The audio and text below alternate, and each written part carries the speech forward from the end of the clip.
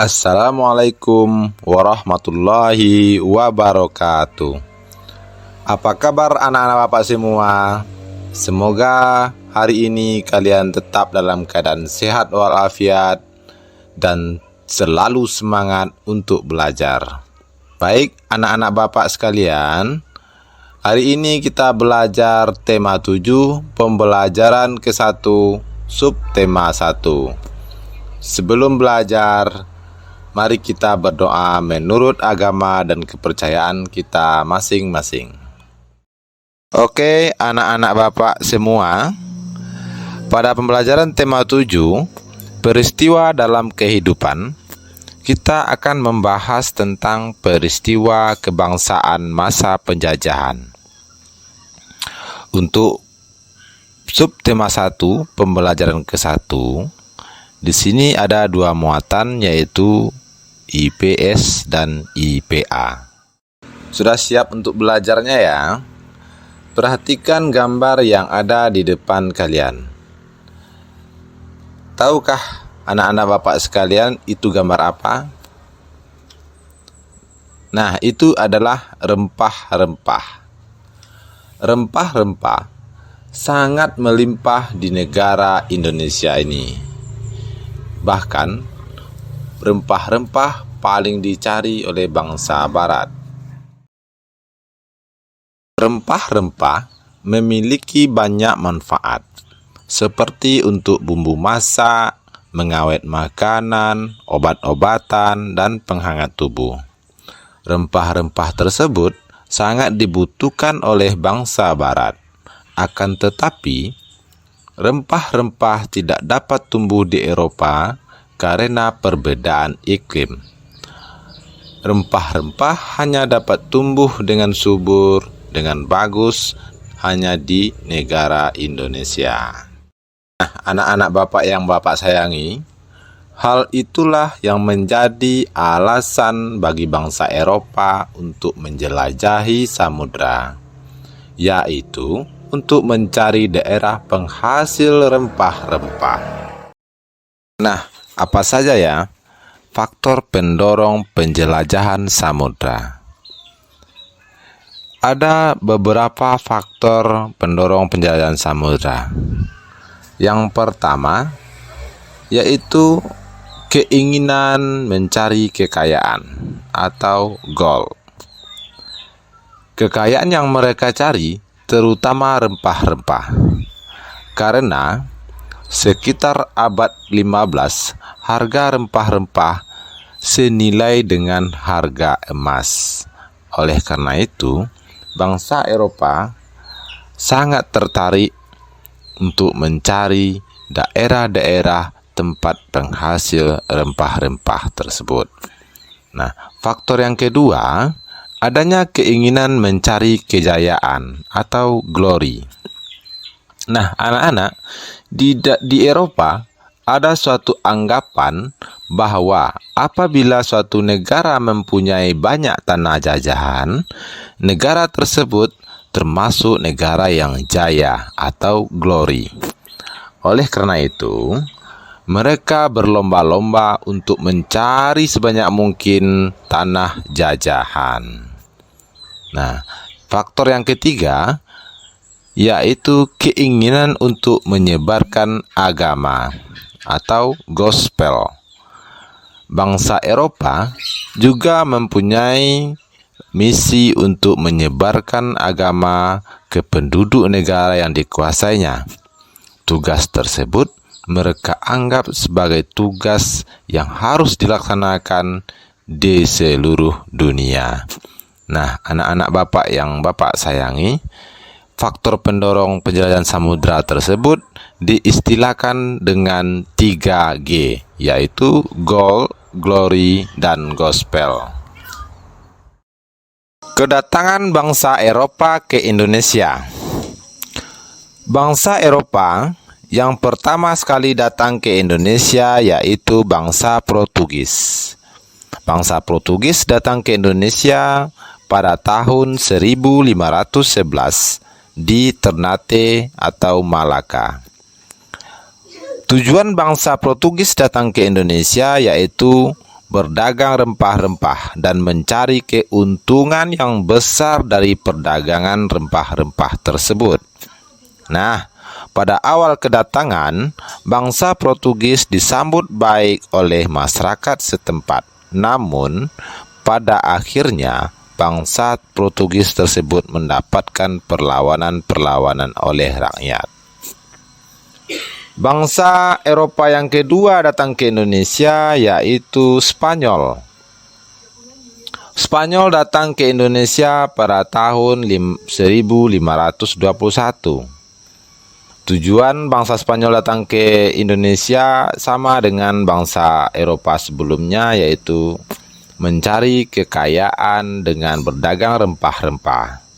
Pada awal kedatangan, bangsa Spanyol juga disambut baik oleh masyarakat setempat, dan pada akhirnya karena tidak ada kecocokan dalam perhitungan dagang rempah-rempah tersebut, bangsa Spanyol diusir dari Maluku melalui perjanjian Zaragoza. Berikut bangsa Eropa yang datang ke Indonesia yang ketiga yaitu bangsa Belanda. Bangsa Belanda datang ke Indonesia tahun 1596 di Banten. Tujuan bangsa Belanda datang ke Indonesia juga sama dengan bangsa Eropa yang lainnya, yaitu berdagang rempah-rempah. Bangsa Belanda dalam kegiatan berdagang rempah-rempah sangat memonopoli perdagangan tersebut. Mereka membentuk sebuah persatuan dagang namanya VOC. Pada awal kedatangan, bangsa Belanda disambut baik oleh masyarakat setempat. Namun, pada akhirnya terjadilah perlawanan-perlawanan oleh rakyat yang ada di Pulau Banten tersebut. Anak-anak, coba perhatikan gambar berikut ini. Gambar tersebut merupakan beberapa jenis dari rempah-rempah yang dahulu kala dicari oleh bangsa-bangsa Eropa ke Indonesia. Di sini ada bunga rawang dan kayu kulit manis.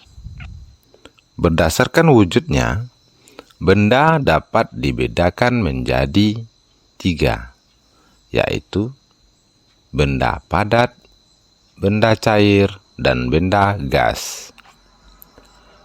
Nah, dari gambar tersebut, kira-kira bunga rawang dan kayu kulit manis tergolong ke benda yang mana? Apakah benda padat, benda cair, atau benda gas?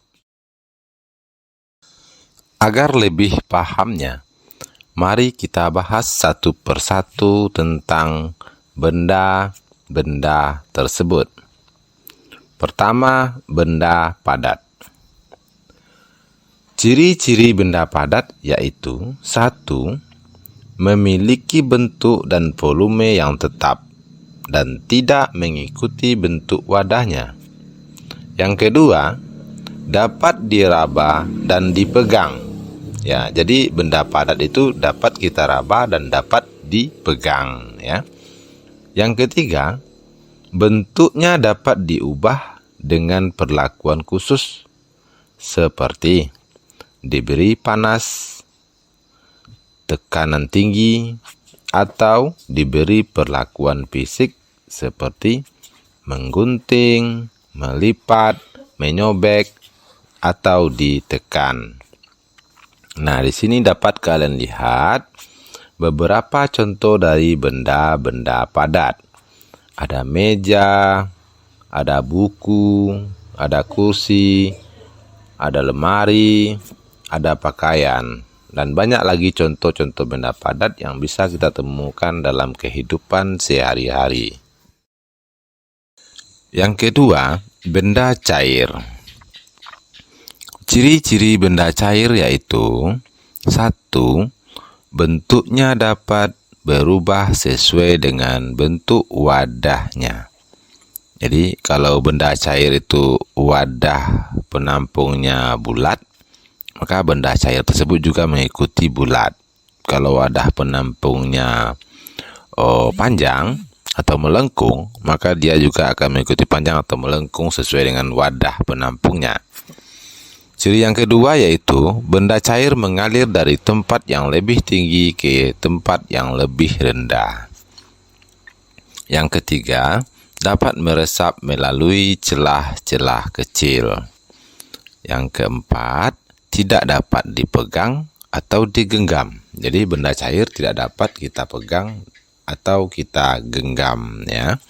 Nah, di sini ada beberapa contoh benda cair, seperti air dalam gelas, air dalam botol, air dalam wadah, dan segala macamnya. Dalam keseharian nanti akan banyak anak-anak Bapak temui benda-benda cair yang tertuang dalam wadah-wadah berbagai macam bentuk. Yang ketiga, benda gas. Ciri-ciri benda gas yaitu: 1. Memiliki bentuk yang tidak tetap. Yang kedua, mengisi seluruh ruangan yang ditempati. Yang ketiga, bentuk sesuai wadahnya. Yang keempat, tidak dapat dilihat tapi bisa dirasakan. Nah, jadi anak-anak Bapak, benda gas itu tidak bisa dilihat tapi bisa kita rasakan.